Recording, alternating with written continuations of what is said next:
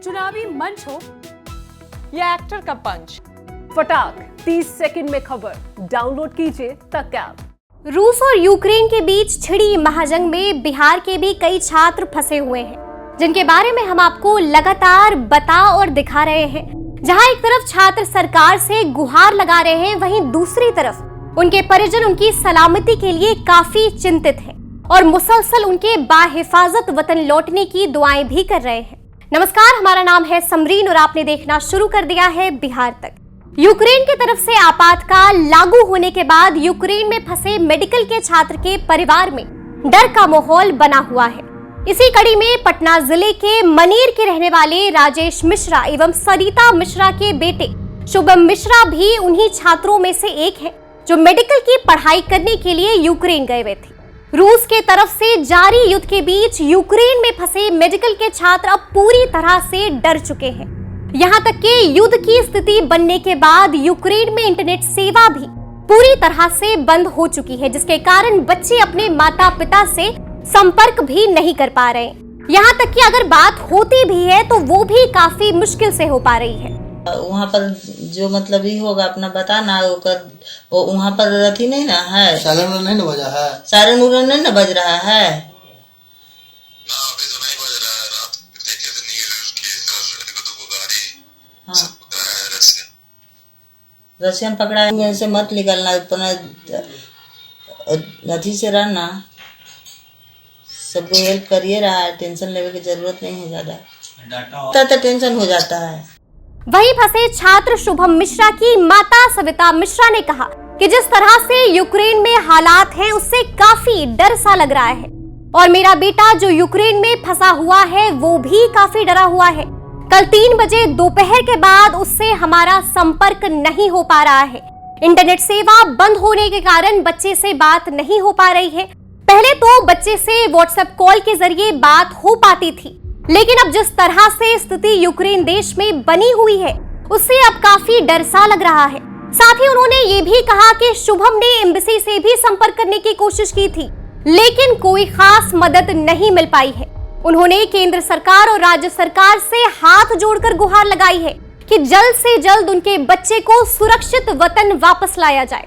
मेरा बच्चा फंसा हुआ है वहाँ पर, सरकार से यही निवेदन है कि मेरा बच्चा किसी तरह सुरक्षित हो जाए। हम लोग इतना भी बड़ा आदमी नहीं है, किसी तरह मतलब हम लोग गरीब आदमी हैं, मेरा बच्चा सुरक्षित यहाँ पर आ जाए, यही निवेदन है सरकार से।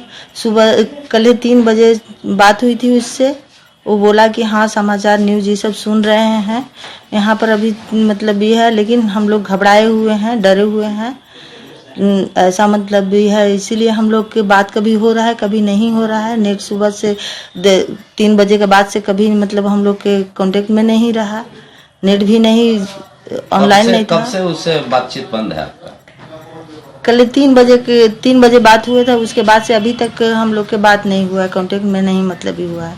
हम लोग सुबह से मतलब न्यूज़ वगैरह सब देख रहे हैं, इसलिए हम लोग घबराए हुए हैं कि मेरा बच्चा किसी तरह मतलब वापस चला आए, यही सरकार से निवेदन है हमको। वहीं मेडिकल छात्र शुभम मिश्रा के पिता राजेश मिश्रा ने बताया कि आपातकाल की घोषणा के बाद से ही लगातार न्यूज चैनल पर दिखाया जा रहा है कि रूस के तरफ से कई इलाकों में गोले दागे जा रहे हैं, जिससे अब मन घबरा सा गया है। मेरा सरकार से यही निवेदन है कि मेरा बच्चा सकुशल माने आ सके। जिस भी स्थिति में आप लोग के सहयोग से, माध्यम से, मीडिया के माध्यम से अगर चलाता है, मेरा यही इतना है। फिर यहाँ आने के बाद सरकार से निवेदन करेंगे कि बच्चा के मेरा ऑनलाइन पढ़ाई हो। कब से बात बंद है वहाँ? कल 3 बजे बात हुआ था, उसके बाद से अभी तक कोई बातचीत नहीं हुआ उनसे, नेट बंद है। पहले क्या बात हुई थी? पहले यही बात हुआ था कि बोला था कि डर जैसा लगता है वहाँ, हम पूरा घर में पैक हैं। सरकार से बोला गया था कि 22, 24, 26 के ऐसे करके फ्लाइट लाएंगे, लेकिन अभी तो एक बैग अचानक हम लोग सुबह से देख रहे हैं समाचार में पूरा वहाँ का स्थिति खराब, तो अभी से डर लग रहा है। किसी तरह चाह रहे हैं कि संपर्क हो, तो अभी तक कोई संपर्क उनसे नहीं हुआ है। वहीं चाचा ने तो साफ कह दिया कि घबराहट काफी है और सरकार को जो करना चाहिए वो सरकार नहीं कर रही है। हम लोग बहुत घबरा रहे हैं कि कहीं होनी ना हो जाए।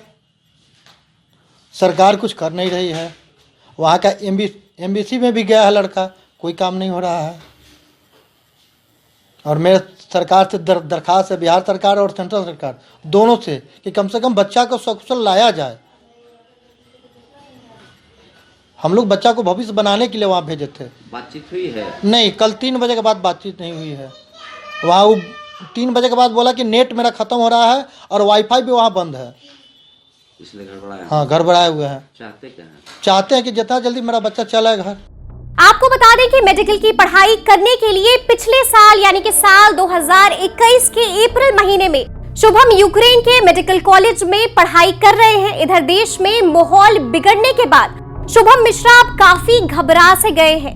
तो वहीं दूसरी तरफ रूस और यूक्रेन के बीच युद्ध शुरू होने के बाद बाहरी उड़ानों पर भी अब रोक लगा दी गई है, जिसके कारण एयर इंडिया का फ्लाइट बीच रास्ते से ही लौट गया। अब आगे हालात क्या होंगे ये अभी से बताना तो मुश्किल है, लेकिन जैसा होगा वो सारी खबरें हम आप तक पहुंचाते रहेंगे। मनीष से इस खबर को हमारे लिए फाइल किया है मनोज कुमार ने। तो ऐसे तमाम अपडेट्स के लिए आप हमारे साथ बने रहें और देखते रहें बिहार तक।